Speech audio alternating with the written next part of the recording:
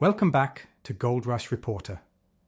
Today, we're diving deep into gold and silver, not just as metals, but as real wealth, the kind that governments, central banks, and Wall Street cannot inflate away or manipulate. If you've been watching the markets, you'll know we're entering a moment that could reshape the way people think about money. This isn't hype. This is about supply, demand, and physical reality catching up with decades of manipulation. For years, gold and silver prices have been controlled by paper contracts, derivatives, and market interventions. Banks and governments held sway, keeping prices suppressed while they orchestrated policies to maintain control over public wealth. But the world is slowly waking up. People are beginning to understand that true price discovery only happens when the market is real, when physical metals change hands, not just digital numbers on a screen. That awakening is quiet, subtle, and powerful. It's not a Hollywood moment. It's instinctual. People are feeling cracks in the system, even if they can't fully articulate why. They see inflation eroding savings, interest rates strangling economies, and currencies losing purchasing power. They sense that real wealth is something tangible, something outside the control of governments, something they must hold to truly preserve power. Silver and gold are at the heart of this awakening. Both are used globally, but silver is consumed in manufacturing, in electronics, solar panels, medical equipment, and industry. It disappears when used. Gold remains largely above ground, but its value as sound money is undeniable. When demand shifts back to physical metals, the paper market starts to break. Contracts no longer dictate price. Supply and demand do. That's why we are seeing silver breakout patterns that haven't occurred in over a century. The double cup and handle formation, the technical breakouts, these are not just charts. They are evidence of suppressed markets finally correcting. This moment also highlights the importance of control and ownership. Governments don't want the public to independently hold wealth because wealth equals power. They create schemes to encourage depositing gold and silver, giving the illusion of participation while retaining access. If you don't hold it yourself, you don't truly own it. Vaulting in private, in jurisdictions with strong property laws and with direct access, is essential. Banks and government systems are vulnerable to bail-ins, freezes, or regulatory intervention. Physical possession outside these systems is the only way to ensure security in times of crisis. What's happening now is a transition. Affordability is becoming relevant again, and supply and demand for physical metals are regaining control. Central banks are quietly buying physical gold, repatriating it, and securing reserves, signaling that they know the system is under strain. Silver, more volatile and suppressed than gold, is leading the move, reflecting its role as the pressure valve of the monetary system. When silver runs, confidence in fiat erodes, and backwardation and premium spikes confirm that the physical market is reclaiming control. As we continue, let's focus on what this global awakening actually means for investors and stackers. The biggest shift is not happening in headlines or flashy news, it's happening quietly in the physical market. People are realizing that owning digital representations or paper claims of gold and silver does not equal control. True ownership requires having physical metal in hand, accessible when you need it, outside of banks and government-controlled systems. That is the foundation of real wealth today. Vaulting is one of the first major considerations. Not all vaults are created equal. Banks might seem safe, but they operate within the financial system and are subject to bail-ins, regulatory intervention, or emergency orders. Desperate governments take desperate measures, and in a crisis, your assets could be frozen or seized. A private vault, fully segregated in your name, in a jurisdiction with strong property laws, is the only way to truly secure physical metals. Immediate access is essential. Some of your metals should always be liquid, ready for practical use, whether to buy supplies, pay for services, or secure personal security. The rest can be held in long-term storage, layered strategically to preserve purchasing power and hedge against systemic collapse. Physical supply is finite. That's a simple truth that the paper market often obscures. You can't print silver or gold. You can't create it digitally. Even if new deposits are discovered, they only marginally increase global supply. Contrast that with the contracts, ETFs, and derivatives that have dominated markets for decades. They expand infinitely, creating a disconnect between perceived value and physical reality.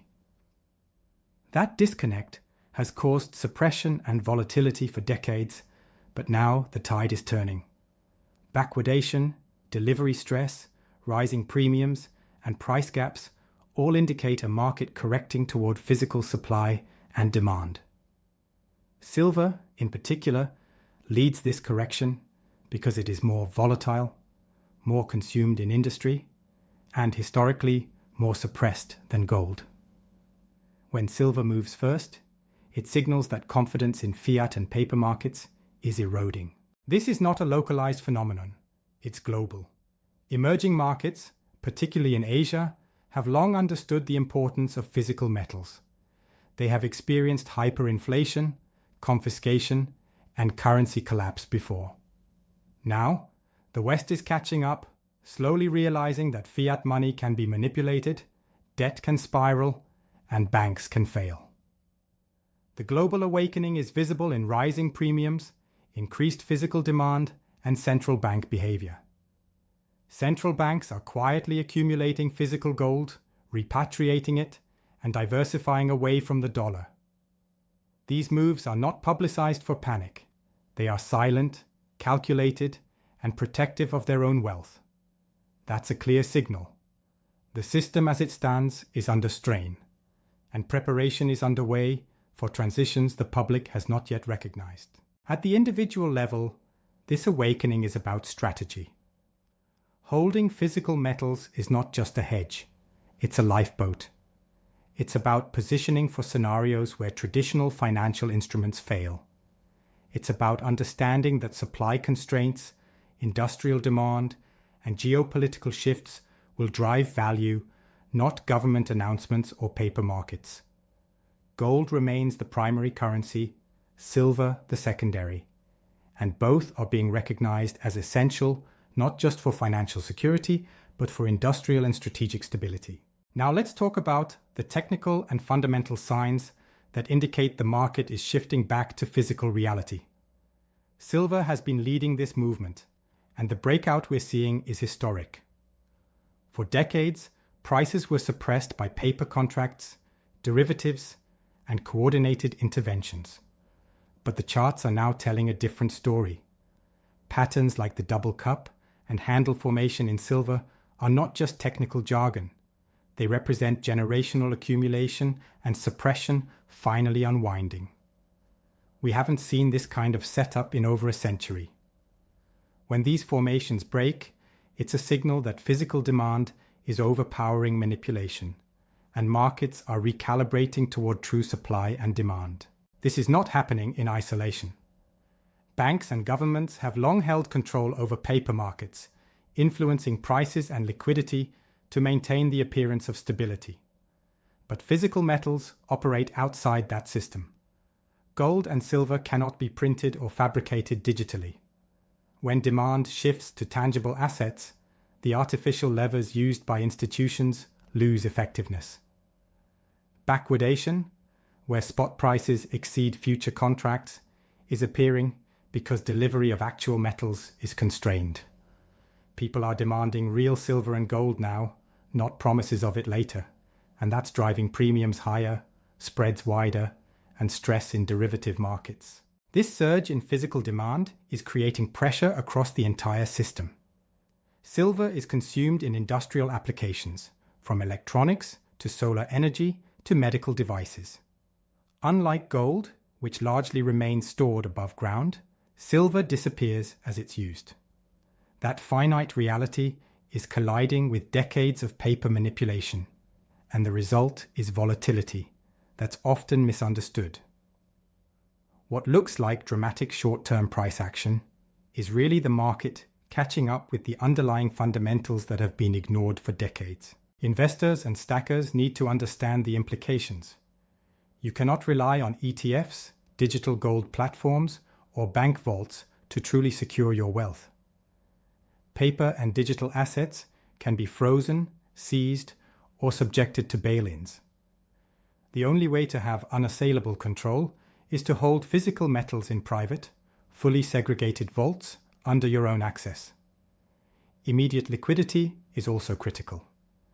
Some portion of your holdings should be readily available for practical use, because crises do not give warnings, and the first stage of any systemic failure demands immediate access to tangible wealth.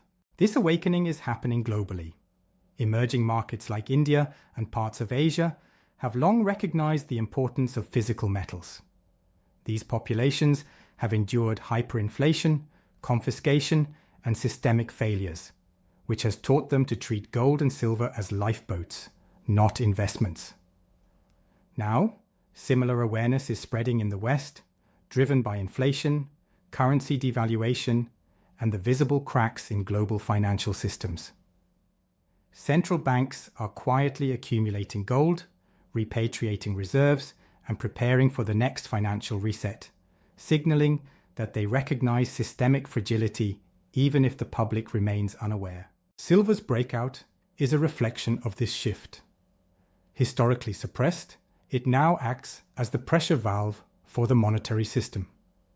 When silver accelerates, it signals that confidence in fiat is evaporating and that physical markets are asserting control. This is why we see backwardation, rising premiums, and institutional buyers demanding delivery. These are clear indicators that the paper-dominated price controls are failing. The movement in silver is not a fleeting trend.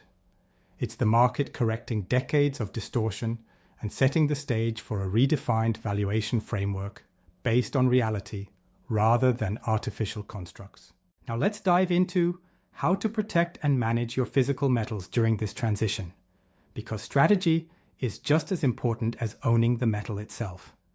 Vaulting is a major concern. Not all vaults are equal, and storing metals in a bank is one of the riskiest choices you can make. Banks operate within the financial system, meaning they are subject to bail-ins, emergency orders, and regulatory interventions. In a crisis, they act in the interest of the institution and the government first, and the client last. That's why private, fully segregated vaults are essential. Your metals should be in your name, in a jurisdiction with strong property laws, and fully inaccessible to anyone else without your key. Immediate access is also crucial. Some portion of your holdings must remain liquid, available for practical use, because crises don't wait. If you need supplies, protection, or emergency access, you cannot rely on a vault that requires days or weeks to access your assets. Layering is the strategy here. The first layer includes highly liquid holdings, some cash, digital gold platforms like Glint or Kinesis, and small quantities of physical metals that can be accessed quickly. These are your ready-to-use assets for everyday emergencies or immediate opportunities. The second layer is long-term physical metals stored in private vaults.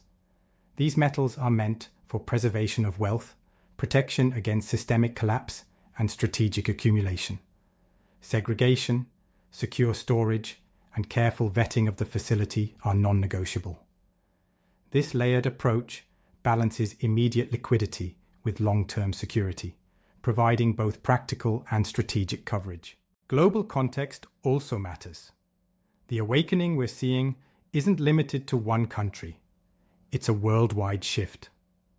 Central banks are quietly repatriating gold, stockpiling reserves, and diversifying away from the dollar. emerging markets, having experienced hyperinflation, confiscation, and systemic failure, already understand the importance of tangible wealth. Now, the West is catching on, slowly realizing that fiat money is manipulable, debt can spiral uncontrollably, and banks can fail. People are beginning to understand that physical gold and silver are lifeboats, not speculative instruments. Silver is particularly critical, both industrially and monetarily, because it is consumed and finite. Unlike gold, it doesn't sit above ground. It disappears into products, electronics, and infrastructure. That finite reality gives silver unique significance in the coming correction. Vault location and jurisdiction are essential. Some countries may seem safe, but regulations and government policies can change rapidly, putting your holdings at risk. Jurisdictions with strong private property laws, political stability, and secure infrastructure provide the best protection. Private vaults in these locations allow you to maintain full control, segregate holdings, and access them without intermediaries. That's what distinguishes real ownership from nominal ownership. It's not enough to have a paper claim or digital representation. If you can't access it at a critical moment, you don't truly own it. Physical supply constraints are also reshaping the market. Silver, for example, is under immense industrial demand while simultaneously being a monetary metal. That combination is driving scarcity. Backwardation, rising premiums, and institutional demand for delivery are all signs that markets are adjusting to real supply and demand. When people shift from paper markets to physical holdings, the system reacts violently because contracts and derivatives can't substitute for real metals. This transition is accelerating as more people understand that the system has cracks, that fiat is fragile, and that control over wealth is increasingly centralized unless you hold it independently. Now let's analyze why silver is leading the breakout and why this is historically significant. Silver is unique because it's both a monetary metal and an industrial commodity. Unlike gold, which largely sits in vaults or jewelry, silver gets consumed in manufacturing processes, electronics, solar panels, medical devices, satellites, and more. Each unit used disappears from circulation, creating a natural scarcity that intensifies as industrial and investment demand converge. For decades, silver prices were manipulated by paper markets, derivatives, and coordinated central bank interventions. But now, the physical market is asserting itself. Supply constraints are meeting unprecedented demand, and the result is volatility, rising premiums, backwardation, and breakout patterns that haven't been seen in over a century. This breakout isn't just technical, it's fundamental. Technical formations like the double cup and handle in silver reflect generational accumulation and suppression finally being released. When such patterns break, it signals that manipulation is losing its grip and real supply-demand forces are driving prices. Banks and central authorities cannot print or fabricate silver. They can't create it digitally. Paper contracts and ETFs can expand infinitely, but they cannot replace the physical reality. That's why backwardation appears. Spot prices exceed future contracts, signaling immediate demand and delivery stress. Institutional buyers are now demanding delivery. Premiums are spiking, and markets are recognizing the physical scarcity. Central banks are also playing a significant role in this transition. They are quietly repatriating gold, stockpiling reserves, and diversifying away from the dollar. Their actions indicate recognition that the current financial system is fragile and unsustainable. Meanwhile, governments are incentivizing citizens to deposit gold and silver into controlled programs, whether through India's gold and silver schemes or tokenized platforms in the West. These programs aim to centralize control over wealth, giving governments the ability to access it during crises. The lesson is clear. If you don't hold physical metals directly, you don't truly control your wealth. Private, fully segregated vaults in jurisdictions with strong property laws are the only reliable option for long-term security. Geopolitical tensions are further amplifying the significance of physical metals. Europe is rearming, preparing for potential conflict, while global supply chains face disruptions. Asia and emerging markets are positioning for a multipolar world, diversifying reserves and securing critical commodities. Wars and conflicts accelerate monetary resets because they disrupt trust, supply chains, budgets, and debt markets. These disruptions make tangible assets like gold and silver increasingly essential, both as financial protection and strategic reserves. Physical metals serve as a hedge not only against economic instability, but also against geopolitical and systemic shocks. The system's cracks are visible everywhere. Currencies losing purchasing power, central banks adjusting policy aggressively, bond markets under stress, and crypto markets fluctuating violently. These indicators point to a broader financial awakening. People are realizing that fiat systems are fragile, banks can fail, and governments can impose controls at any moment. The only form of wealth that exists outside the system, immune to seizure or devaluation, is physical gold and silver. This is why demand is surging globally. Premiums are rising, and delivery issues are becoming acute. It is a wake-up call for investors. The era of paper dominance is ending, and the era of physical reality is returning. As we reach the conclusion, it's clear that we are in the midst of a profound transition in the precious metals markets.